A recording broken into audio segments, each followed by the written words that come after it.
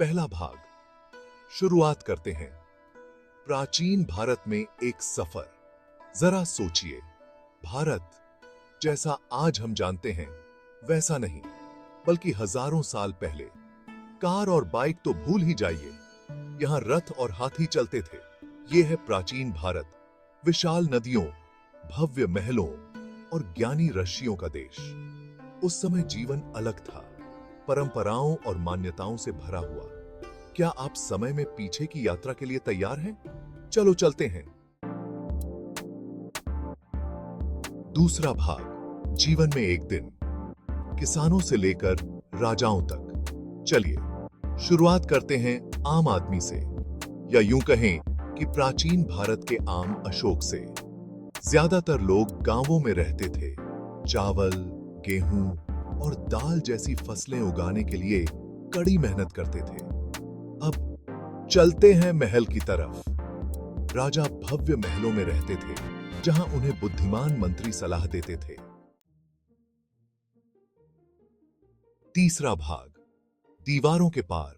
संस्कृति, रीति रिवाज और त्योहार।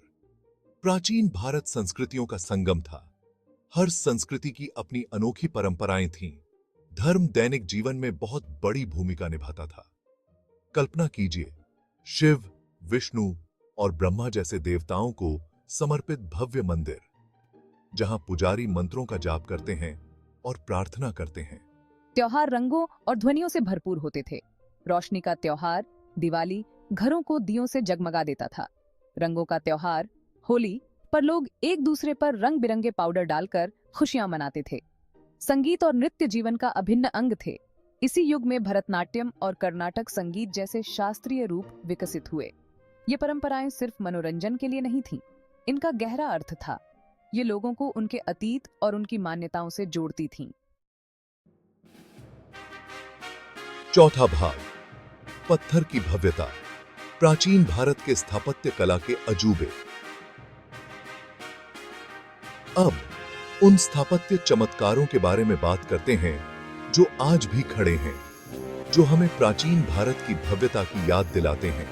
पत्थरों से तराशे गए विशाल मंदिरों, आसमान छूते स्तूपों और जटिल रूप से डिजाइन किए गए कुओं की कल्पना कीजिए, जो पानी के स्रोत और सामाजिक स्थानों के रूप में काम करते थे। सबसे प्रतिष्ठित उदाहरणों में से एक है ताजमहल, जो सम्राट शाहजहां द्वारा अपनी प्यारी पत्नी मुमताज के लिए बनवाया गया प्यार का स्मारक है।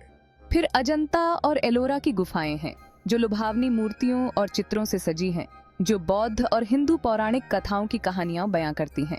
ये संरचनाएं केवल दिखने में ही आश्चर्यजनक नहीं थीं, वे इंजीनियरिंग और कलात्मकता का कमाल थीं, जो प्राचीन भारतीय वास्तुकारों और शिल्पकारों के उन्नत कौशल को प्रदर्शित करती थीं। मानो या न मानो, आज हम जिन चीजों को हल्के में लेते हैं, उनमें से कई की जड़ें प्राचीन भारत में हैं। पांचवां भाग, अतीत की गूंज। आधुनिक दुनिया को प्राचीन भारत के तोहफे। उन बुद्धिमान ऋषियों को याद है जिनका मैंने जिक्र किया था। उन्होंने दुनिया को शून्य की अवधारणा दी, जिसके बिना गणित वही नहीं होता जो आज है। आयुर्वेद, चिकित्सा की प्राचीन भारतीय प्रणाली आज भी प्रचलित है, जो प्राकृतिक उपचार और स्वास्थ्य के प्रति समग्र दृष्टिकोण पर जोर देती है। योग, जिसकी उत्पत्ति प्राचीन भारत में हुई थी, अब एक वैश्विक घटना है जो शारीरिक और मानसिक स्वास्थ्य को बढ़ावा देती है। गणित से लेकर चिकित्सा से लेकर आध्यात्मिकता तक प्राचीन भारत का योगदान हमारी दुनिया को गहराई से प्रभावित करता रहता है। तो हमें इतने समय पहले बीते हुए समय की परवाह क्यों करनी चाहिए? क्योंकि अपने इतिहास को समझने से हमें खुद को समझने में मदद मिलती है। छठा भाग, लौ को जीवित रखना। प्राचीन भारत आज भी क्यों मायने रखता है? प्राचीन भारत की कहानी लचीलापन, नवाचार और मानवीय भावना की शक्ति के बारे में बहुमूल्य सबक से भरी है। उनकी उपलब्धियों के बारे में जानकर हम प्रेरणा ले सकते हैं और उनकी गलतियों से सीख सकते हैं। उनकी कला, उनका वास्तुकला, उनकी कहानियां, ये सभी मानव इतिहास की समृद्ध टेपेस्ट्री में धागे हैं, और यह सुनिश्चित करना हम पर निर्भर है कि ये धागे कभी न भूलें। तो अगली बार जब आप कोई संख्या देखें योग का अभ्यास करें या किसी ऐतिहासिक स्मारक को देखकर अचंभा करें, तो प्राचीन भारत को याद करें।